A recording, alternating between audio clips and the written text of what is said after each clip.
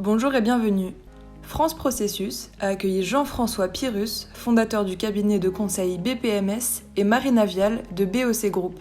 Les deux intervenants ont expliqué comment il est possible de réaliser un bilan carbone en s'appuyant sur une cartographie des processus. Quelques mots sur nos deux organisations. Donc BOC Group, c'est le groupe qui produit ces logiciels, qui développe ces solutions dont je viens de vous parler. On a trois solutions phares. On a Adonis pour la gestion des processus métiers qui va nous intéresser plus particulièrement aujourd'hui, Ado IT pour l'architecture d'entreprise et Ado GRC pour la gestion des risques et de la conformité.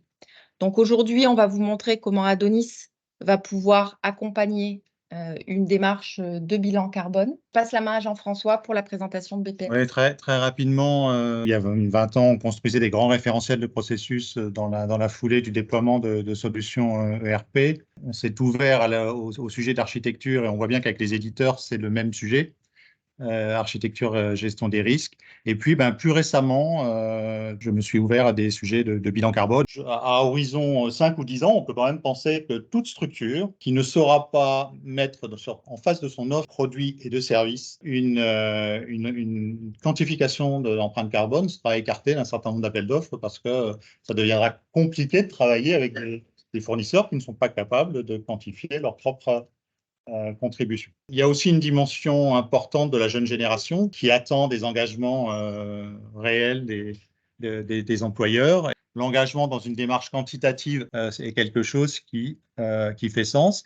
Et puis, la dimension économique, elle va se retrouver au travers de la sobriété. Comment, à partir de la carte de processus, on va pouvoir finalement démarrer une approche carbone.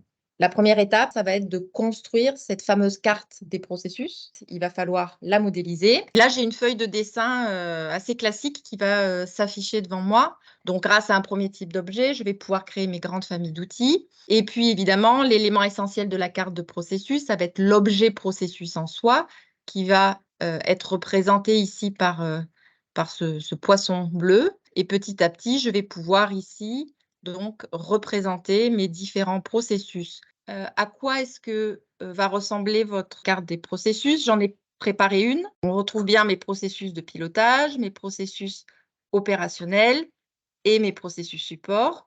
Et je vais pouvoir, grâce à un jeu de navigation et d'hyperliens, pouvoir naviguer vers un niveau de détail toujours plus granulaire. Cette carte de processus, une fois qu'elle a été réalisée, pouvoir commencer à analyser les données du bilan carbone, il va falloir évidemment venir importer les données qui auront été collectées. Une fois qu'on a sensibilisé à la démarche et qu'on s'est mis d'accord avec le management sur cette grille de lecture, on se pose la question du périmètre des données à collecter. Sur cette cartographie générique, vous avez potentiellement les principales sources d'émissions d'une entité quelconque. Et c'est l'objet, en fait, de cette première phase, de cibler les catégories qu'on va retenir et de réfléchir tout de suite au mode de répartition que l'on va retenir. Alors, l'enquête salariée, elle a aussi l'avantage d'embarquer tout le monde. Ils vont chacun avoir un questionnaire.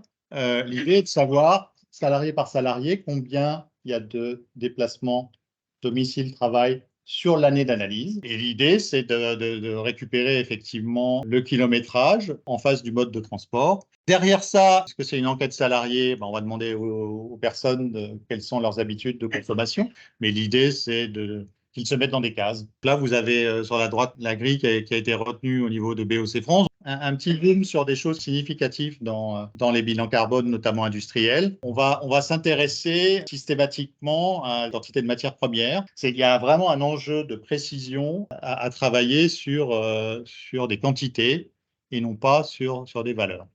Sur le fret entrant et sortant, l'unité, c'est la tonne-kilomètre. Donc pareil, il faut que j'ai mes tonnes et il faut que j'ai les kilomètres. Les locaux, quand on est sur des locaux industriels, on va distinguer le bâtiment à usage du bureau, le hangar métallique et le bâtiment béton. Et puis, on va affecter les mètres carrés. Les équipements industriels, on va avoir des facteurs d'émission pour des équipements électroniques, électrotechniques, mais ça sera au poids, en fait. Et puis, l'usage client des produits, la fin de vie, mais aussi l'usage. Si je produis un équipement et et que l'équipement consomme sur sa durée de vie beaucoup d'énergie, c'est moi, le producteur, qui suis responsable de l'énergie consommée par mes clients. Je l'intègre dans mon propre bilan carbone. Donc là, on se retrouve avec le résultat pour BOC France. C'est 10 Français, c'est 16 allers-retours vers la Polynésie, mais à l'intérieur de ça, on va retrouver les services cloud, les installations sur site et les voyages professionnels. Et c'est là que, effectivement, la répartition par processus est plus intéressante que le bilan global, parce qu'à l'intérieur de ça, on va retrouver le sujet des ventes et le sujet de l'avant-vente, en fait. On voit d'ailleurs que la partie génération des leads compte pour plus que les comptes clients. Donc là, on est sur des choses que l'approche processus permet d'affiner. Dernier point, on est tous engagés sur une trajectoire de neutralité carbone en 2050. Ramener à une entreprise, c'est se projeter en disant la neutralité carbone, grosso modo, ça nécessite de diviser ses émissions par 4. Si vous avez des ambitions de croissance sur 30 ans de 5% par an, cette petite moulinette de calcul qui est intégrée dans le tableur bilan carbone vous dit que ce n'est pas 4,7% de réduction par an qu'il faut atteindre, c'est 9. Donc, une fois qu'on a ces conclusions-là, on essaye de s'appuyer sur la cartographie de départ pour restituer ces informations-là. Je vais aller dans l'outil pour vous montrer concrètement comment ça se passe. Pour pouvoir l'exploiter, cette carte de processus, j'ai besoin de la documenter. Dans mon processus de vente, j'ai mes critères d'évaluation ici. Je vais pouvoir renseigner donc une empreinte carbone. Ici, je vais avoir un critère qui va être une interprétation qualitative des données quantitatives que j'aurai collectées. J'ai ici mon empreinte carbone en kilos et j'ai les gains potentiels empreinte carbone que je pense pouvoir faire. Une fois que j'ai ces données, eh bien, je vais pouvoir commencer mon analyse.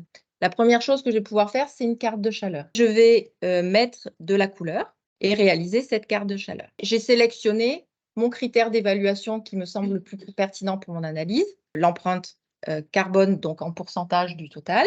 La prochaine étape de mon analyse, ça va être de dire, bon, est-ce que pour ces processus problématiques-là, j'ai bien des actions qui ont été mises en place? Alors là, l'outil va m'aider également. J'aurai au préalable enregistré des requêtes qui vont me permettre très rapidement de sortir la liste de mes processus pour lesquels l'empreinte carbone est qualifiée de moyenne ou mauvaise.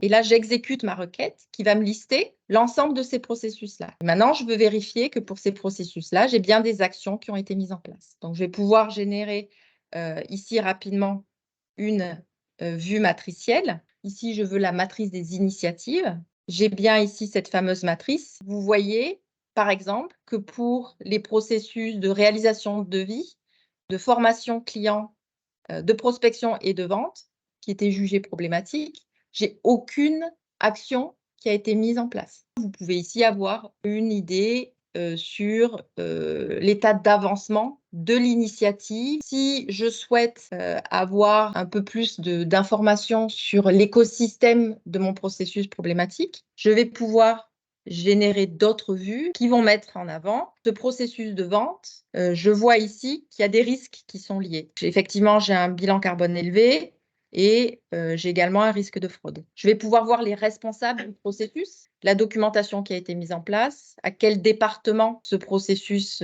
est rattaché. Voilà, ce qu'on pouvait dire sur cette démarche, tant d'un point de vue théorique, méthodologique que pratico-pratique. Merci pour votre attention. Je vous invite à prendre connaissance du calendrier et des thèmes qui seront au programme des prochaines réunions plénières de France Processus sur www.franceprocessus.org. À très vite!